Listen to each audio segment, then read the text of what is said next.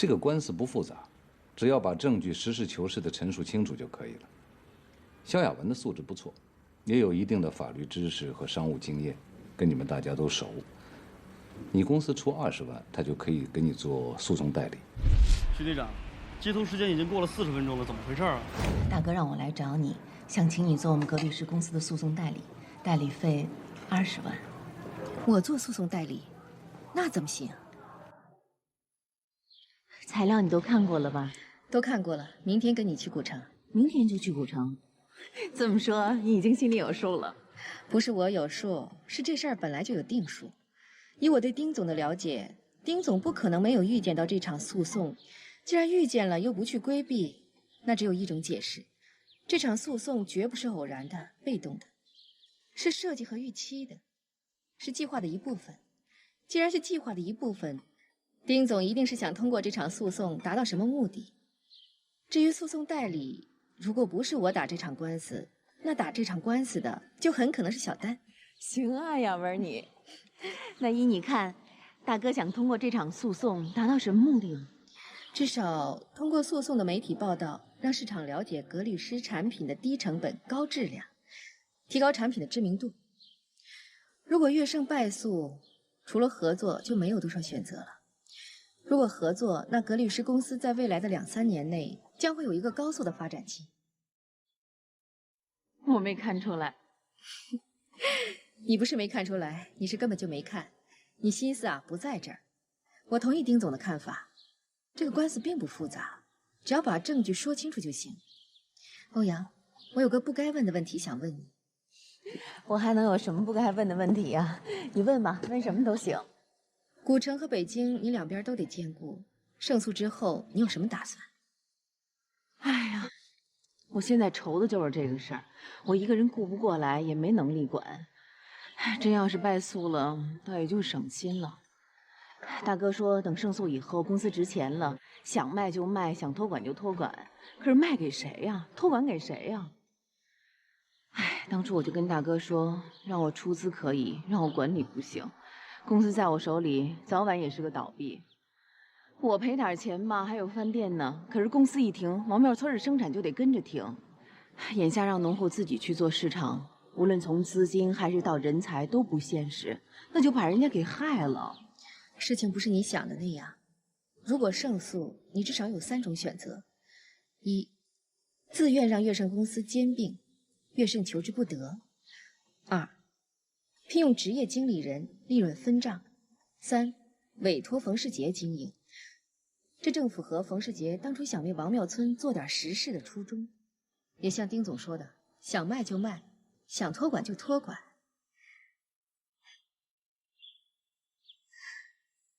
欧阳，我有一个趁火打劫的非分之想，如果冒犯了，我先向你道歉。你看你什么都没说呢，道的什么歉呀？如果可能，我想买你一部分股份，加入你的公司。你可想好了再说啊，说出来我可就当真了。下午我看过材料就有想法，只是有趁火打劫之嫌，不好开口。但是等胜诉了以后再提，我还不如现在趁火打劫，心里来得干净点。不过我想让你相信，我不管入不入股，都会打好这场官司。这本来就是一块擦不掉的黑，也只能黑着点了。亚文，我真想拥抱你了。我去写字楼看你的情况，就是想打你的主意呢。本来我想打完这场官司以后再跟你提这件事儿。你要是真的不嫌弃，你就把公司管起来。咱们上车吧。好啊。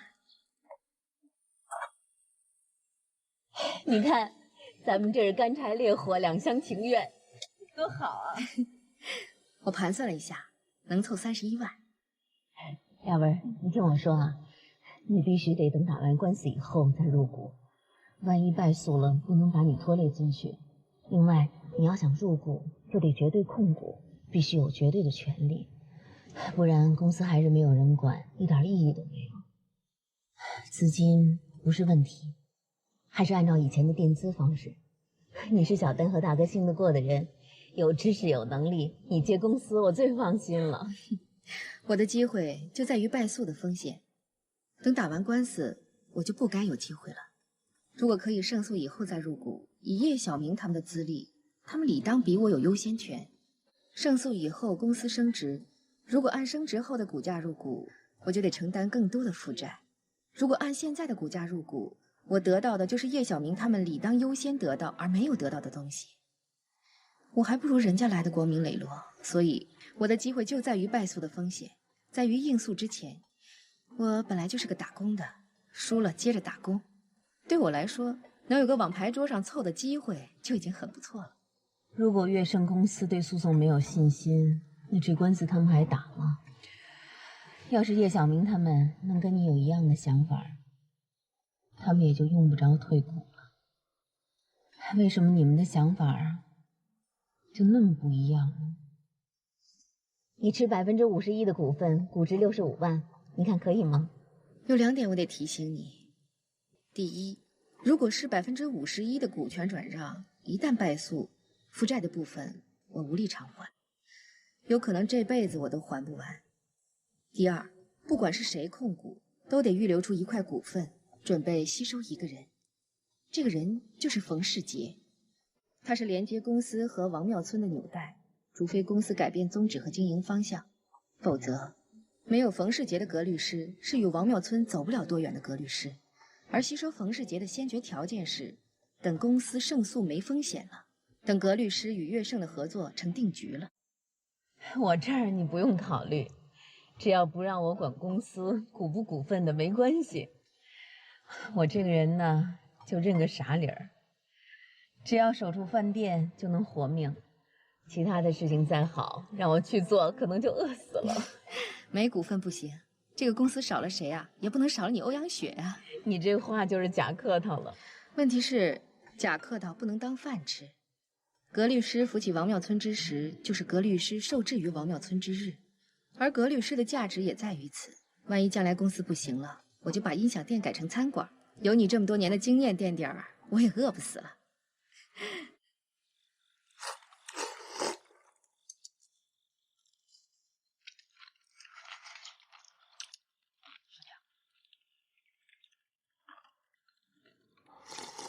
这公司的官司要是打入了，这村里人借了人家公司的这么些个钱，哎呦，这可咋办？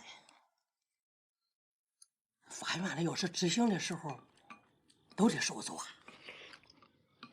我把车窗下料翻砂，这几块最主要的机械设备，还有农户的借款，都转到我自己身上了，已经跟公司没啥关系了。公司就是这场官司打输了，咱这些机械设备啊也能保住。咱村里建立一个生产体系不容易，说啥不能给它丢了。只要能保住这些生产体系啊，剩下的事儿就好办。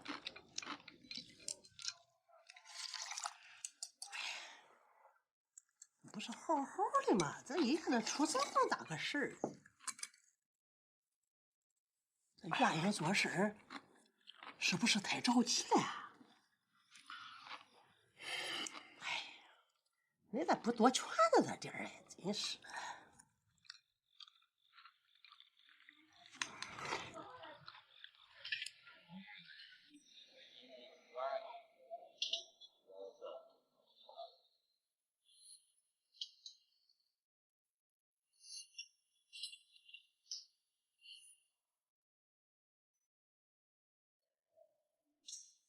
哎，这边呢，来。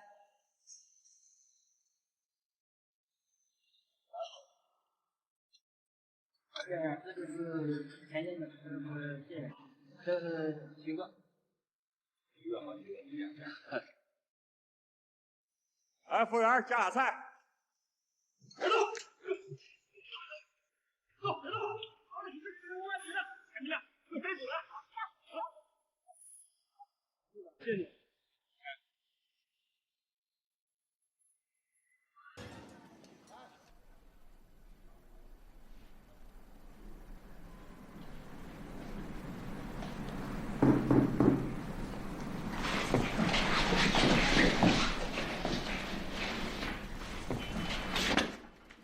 哎，丁总，来，雅文，请进。哎，有点乱啊。来，过来，请坐。啊，丁总，哎，一晃都3年了。别丁总的，我早就不总了。叫丁总多别扭呀，你跟我一样叫大哥多好。那好，大哥，那我就套近乎了。哎，大哥，你这是忙什么呢？挑曲子，编张唱片。编唱片？唱片也能编吗？能啊，你把各种交响乐协奏曲里边最好听的小提琴截取出来，用软件修饰编辑，就成了一张你最爱听的唱片了。哦，那您给我也编一张吧，我放在车里头听。你是指这张还是另编一张？再编一张吧，我不想要这种太艺术的，好听就行。好听就是艺术，只是每个人好听的标准不一样。唱片的事儿待会儿再说，咱们先说正事儿。大哥，昨天下午我跟雅文谈了谈，我想请她来接管公司，雅文也希望入股公司，我们都想到一块儿去了。雅文这趟来王庙村是取证实地拍摄生产过程的，入股的事儿还得听听您和小丹的意见。雅文入股，低于和持平控股线意义都不大。雅文出资30万，剩余的部分还是按照垫资处理。他持51%的股份。大哥，这回您就解放了，我也解放了。我持29%的股份，剩余的20%先预留着。雅文的意思是，等将来乐盛跟格律师合作了，那时候也就没什么风险了，再把冯世杰吸收进来。你怎么肯定乐盛会跟格律师合作？我是站在乐盛的立场考虑，只有合作才符合乐盛的根本利益。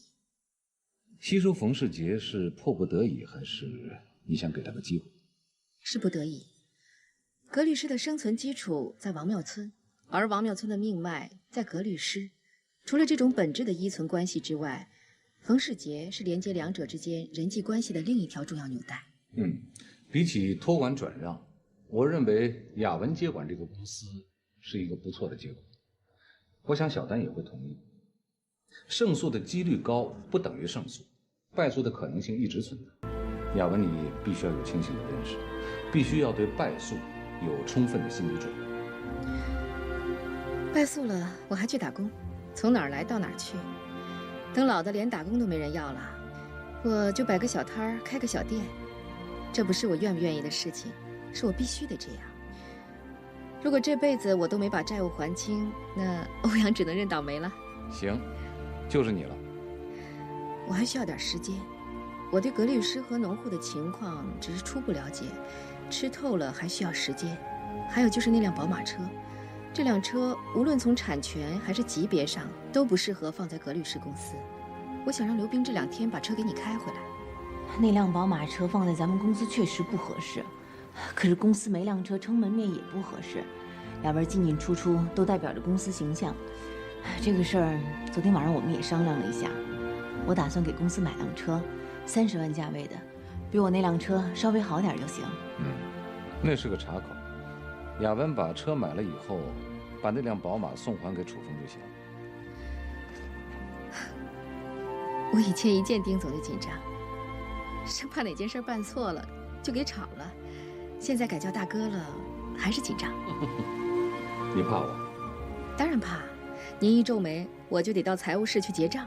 你要怕我，你敢把我放到古城？我是想通过小丹的关照保持联系，能有机会和大哥学点东西。我胆子再大，还没有大到敢打小丹的主意，更没有大到敢打大哥的主意。你们是什么人啊？什么看不明白啊？可是我就是没想到，小丹这样的人……没有，是我贼性不改，勾引人家良家女子。大哥，我想趁现在有条件，也给自己织一套音响呢。我一个女人，将来再想织这种发烧土匪级的音响，可就太难了。公司都是你的，你把那套样机搬走就行了。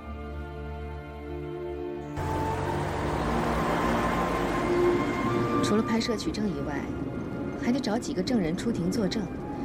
给预备股东扩大会议做记录的那位赵丽静老师一定要去。好的。等你拍完以后，再把每道工序的几个加工户代表召集在一块儿开个会。跟他们说说开庭的时候去北京作证的事儿。行。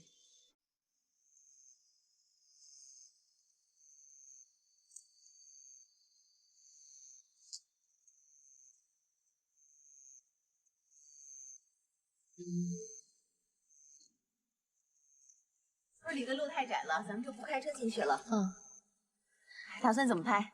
我打算一道一道工序的拍，到了北京再编辑整理。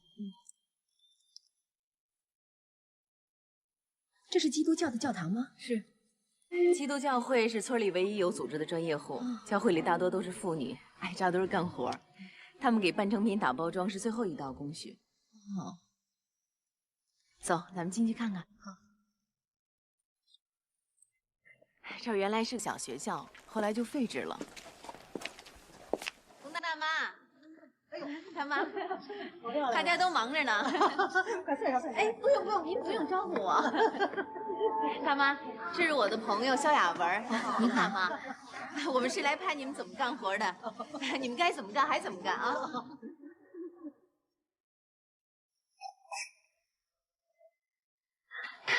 大妈。我还跟您说个事儿哈，我今天来是因为公司有点事儿，我要召集大家开个会。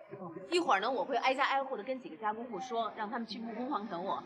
你们教会也派一个代表到这儿来开个会，好不好？妈，哎，待会儿你去开个会吧。哦，行。怎么样，干活干得累不累？没事。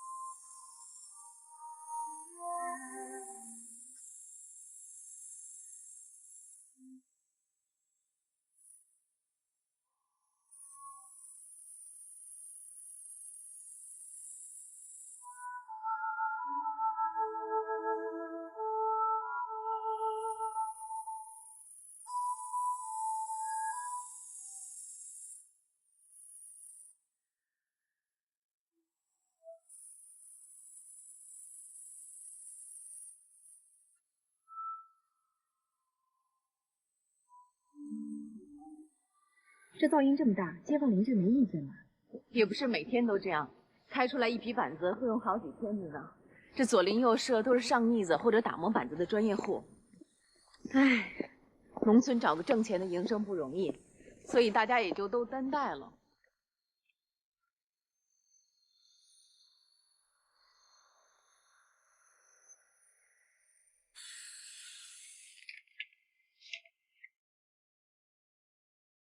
部长，是我。差不多人都到齐了啊，今天有个事儿跟大伙儿说一说。唉，咱们公司呢被深圳粤盛音响公司告了。谁告来？告深圳粤盛音响公司。咦，唉，今天请大家来开这个会呢，就是想跟你们说说去北京作证的事儿。做啥证呀？咱为啥告咱呀？这是我的朋友肖雅文，是咱们公司请的诉讼代理，他代表公司打这个官司。现在就让雅文把情况跟大家说一说。事情是这样的，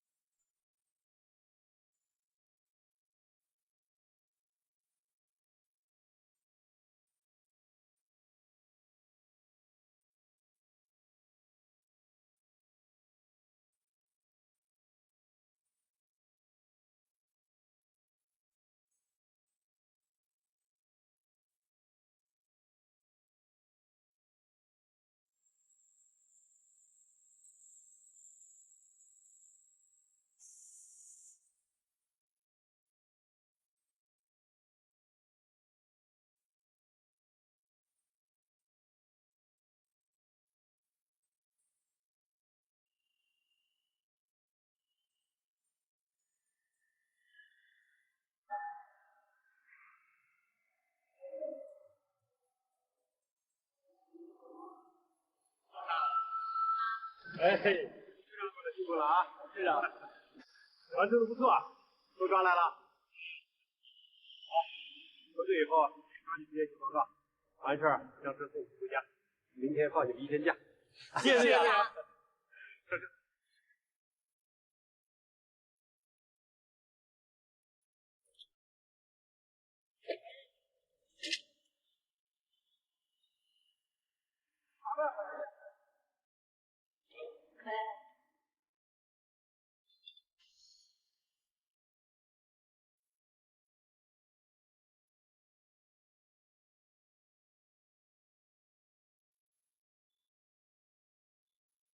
刑警工作的紧张和劳累，对于我早已经不再是问题了。然而这些天，我的大脑却一直处在一种持续的思考状态中。工作中一有空闲，就会思考最近发生的一系列事情。我的思想和心理正在经历一次从未有过的冲击，有很多问题要急于去弄清楚，确切地说，是找原因弄清楚。我把想法写在了纸上。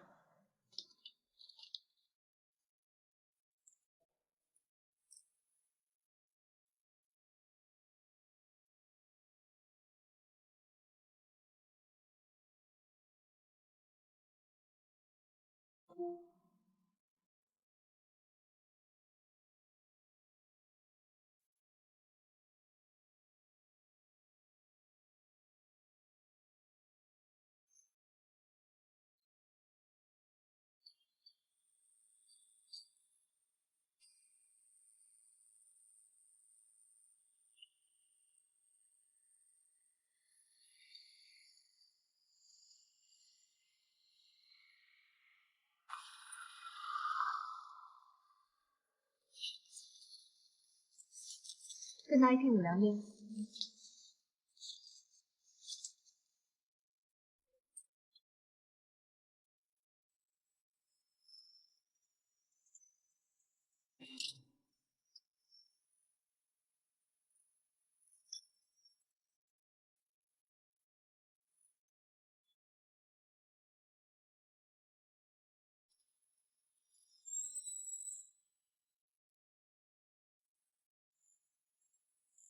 元英，我回来了，你10分钟以后下楼，我去接你。咱们不去外面吃，我已经准备好了。好，一会儿见。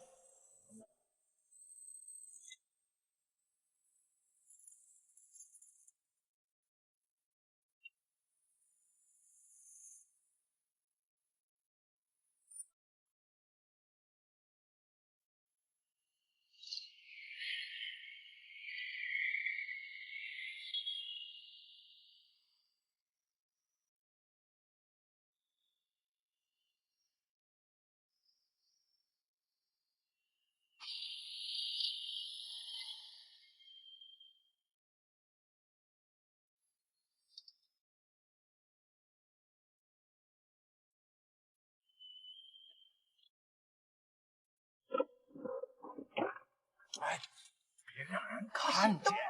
我在这一下不算了。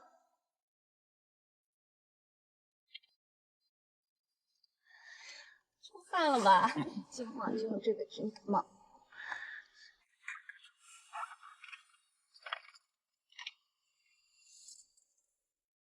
萧亚文来过了，前2天他去王庙村收集证据。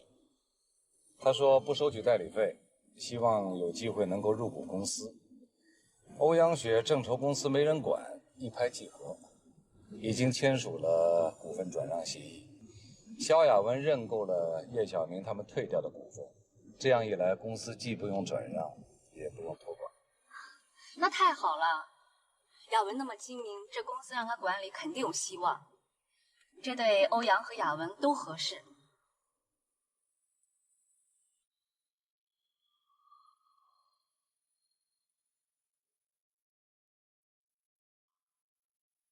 亚文不简单啊！这些天我想了很多，关于文化属性，关于你和我，关于悦盛公司和王庙村，关于已经发生过的和可以预见的。我好像从来没有像现在这样这么沉溺于思考，好像突然有很多很多话要跟你说，很多很多的问题要和你讨论。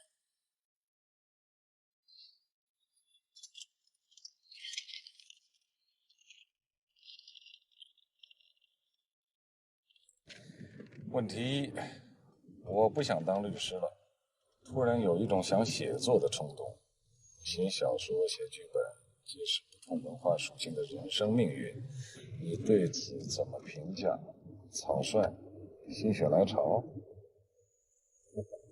问题二，你对我开始厌烦了吗？问题三，当我在读法兰克福大学的时候，你会在哪里？问题二，你对我开始厌烦了吗？命题错误，答即有错。那就是根本不烦了，可以见得。只要是需要证明的感情，就有错。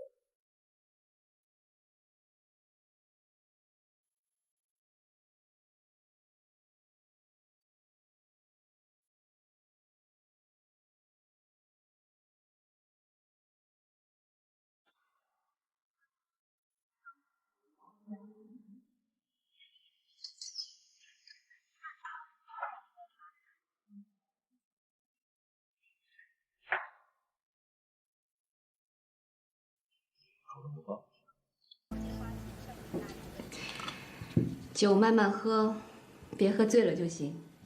今天是我问你答，咱们海阔天空聊到哪算哪。来，干一杯。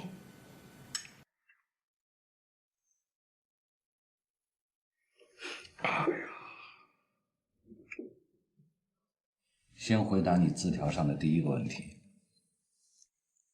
你不是可以做，也不是我或者你父亲希望你做，是你适合这样做。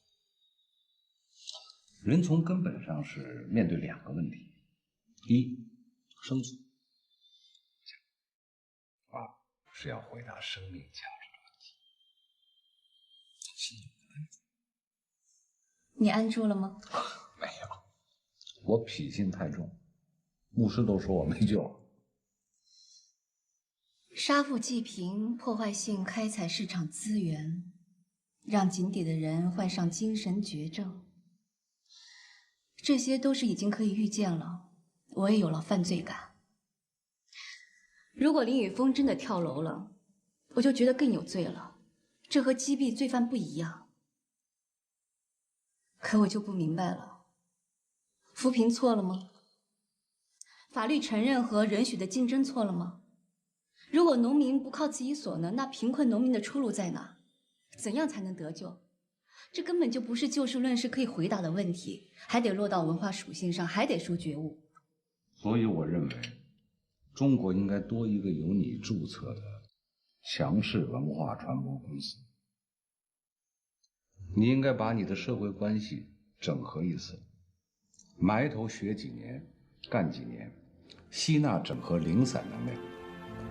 从第一部小说、第一个剧本、第一部电视剧做起，用小说的形象思维和影视艺术的语言去揭示文化属性和命运的因果关系，去传播强势文化的逻辑、道德、价值观。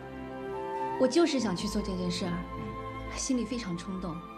不管我是不是自不量力，我就为这个去留学，争取有一天我能以我的方式告诉别人，神就是道，道就是规律，规律如来容不得你私意，按规律办事的人就是神。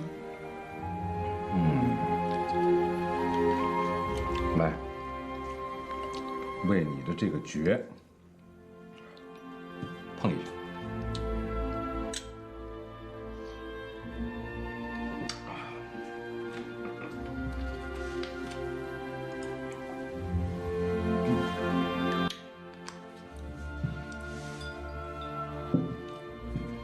当我在法兰克福大学读书的时候，你会在哪？你希望我在哪？我希望你在布尔伦布大街的老房子，这是一个适当的距离，太近我静不下心学习，太远我太痛苦。我一边学习一边打工，既可以多陪陪母亲，还可以挣一些零花钱。我每个周末去柏林看你，这样每过一天就离周末近了一点。我每天都生活在希望里。那我就在柏林待着。我希望的和你原来既定的不是一回事儿。我是问你，在你没有认识我之前，你对将来是怎么打算的？你不可能在古城临时一辈子。我原打算，不是理想。等有了钱，我在柏林近郊买一个像你这样的房子，做一个特别隔音的听音室，上下左右没有邻居，也没有人敲暖气管子提抗议。我能把音箱开到听力的极限，音质那是至真至纯，能够被伏尔加河、辛大勒那种排山倒海的音乐淹没。你不知道自己是谁，也不知道自己在哪，那就行了。在柏林买这样的房子就不是这个价了，生活也不是这个成本。对啊，没钱的时候就选择既清静、生活成本又低的地方。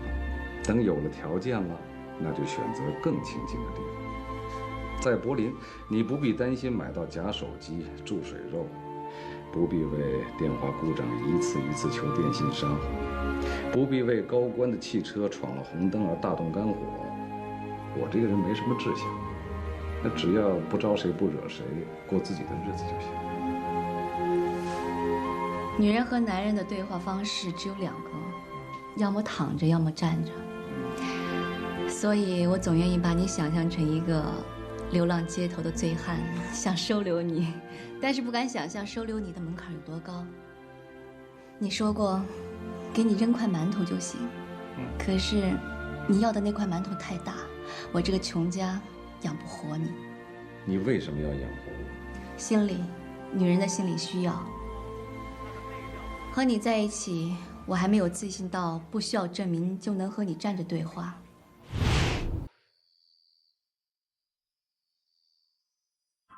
在我跟元英谈天说地的那个晚上，中国家庭影院音响的龙头企业伯爵公司却笼罩在一种如临大敌的沉闷气氛中。格律诗这家仅有100万元资产的小公司，居然叫板乐盛这一举动，怎不让他们这个旁观者产生一种莫名的危机呢？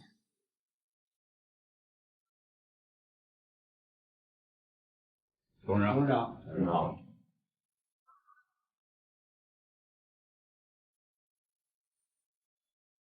董事长刚下飞机就连夜主持这个会议，这个会议的重要性已经无需我再向大家强调。格律诗事件已经沸沸扬扬，乐盛公司已经正式起诉格律诗公司。今天的会议就是研究乐盛与格律诗诉讼案可能会对伯爵公司产生的连带影响，并据此拿出这个相应的对策。市场调研部提交的电子邮件报告我看过，还是请刘部长先谈谈情况。好的。调研部认为，这不是一件简单的商业纠纷案，也并非不关我们伯爵公司的痛痒。格律诗事件有理由可以被解读为是一次音响价格战的序幕，消费者有理由产生持币观望的心态。事实上，伯爵公司的销售已经受到了影响。如果格律诗是一次有计划、有预谋的攻击行动，一旦他攻击乐盛得手，双方优势互补，就会对伯爵构成威胁。所以现在不是我们想不想被卷入的问题，而是我们想不想都要被卷。我们都知道，80年代初，靠收录机起家的雅艺音响，雅艺固定资产从30万发展到2个亿，用的是10年的时间；而从2个亿到破产，仅用了3年的时间。我们知道，格律诗的幕后人物丁元英，通过各种渠道，我们调查了这个人。此人是柏林大学的经济学硕士，先后就职于柏林的 HNS 国际金融投资公司、北京通达证券公司、柏林世界经济周刊经济发展战略研究员。此人曾创办私募基金。据业内人士估计，私募基金受托资本至少超过2亿人民币。在不到1年的时间里，他又从股市卷走至少2个亿。这个人性格孤僻，不善交往，也没有什么名气，但是真正了解他的人，对他都有一个共同的评价：鬼才。我的打算和你的打算需要结合，需要建立一个结构。说到底还是我太贪了，还想天长地久，还想站着对话。你告诉我，你认为我将来做文化公司能挣多少钱？然后根据这个参数，你给我一个建议。我以前跟你说过，国家机器不缺一个迟早要被淘汰的女刑警，而社会应该多一个有非常作为的人才。依你的条件、阅历、资源，你在15年当中挣1000万没有问题。我给你2个建议吧：一，你不要以求职应聘为生，拿学位没什么太大的意义，应该是什么有用学什么，只要不影响创作经营，学它个10年8年的，就会有个学习环境。第二，我借给你500万，年息按3%计算，第15年一次清偿本息725万。你预支这笔钱，在柏林买一个这样的房子养着我。房子折旧按2%计算，15年就是150万，加上15年的利息是225万，你的绝对风险是375万。这就是你要站着对话的代价。于我而言是经营资本，于你而言是生命。如果5年以后你嫌我老了呢？有可能，而且还不止这一个如果。也许5年以后你嫌我平庸了呢，也许有一天你把我扫地出门了呢，但这都不影响独立的债权债务关系，也不改变今天的事实。5年以后我不嫌你老，你就可以不老了。5年以后我变成了一个色狼，值得你回头看一眼吗？好，采纳你的建议，定案。来，为中国文化圈即将多出一个声音干杯！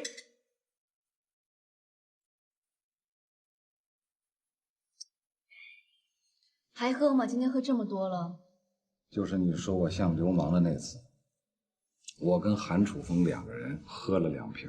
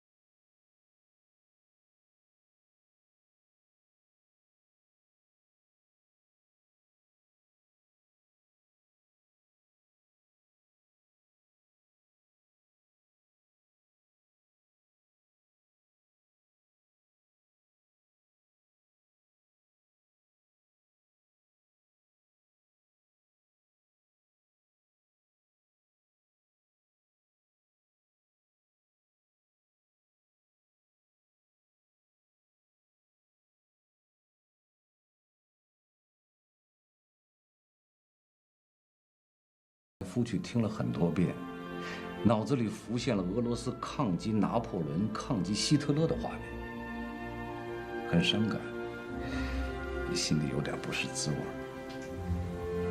俄罗斯是一个伟大的民族，历史上没有什么人能够战胜他们。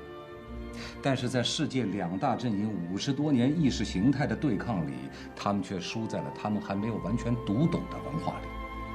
而美国尊重客观规律的文化，赢得了靠飞机大炮根本赢得不了的胜利，以至于连联合国都成了一个失宠的王妃。在中国，有人动不动就拿民主指责共产党，但是他们根本就不知道，中国的政治文化也是传统文化的牺牲品，把沉寂了几千年的文化属性问题都记在一个只有几十年的政党的账上，这不公平，也不是真实的国情，啊！不能再喝了，再喝就醉了。今天这日子不醉，更待何时？来，就一杯。不行。那睡觉。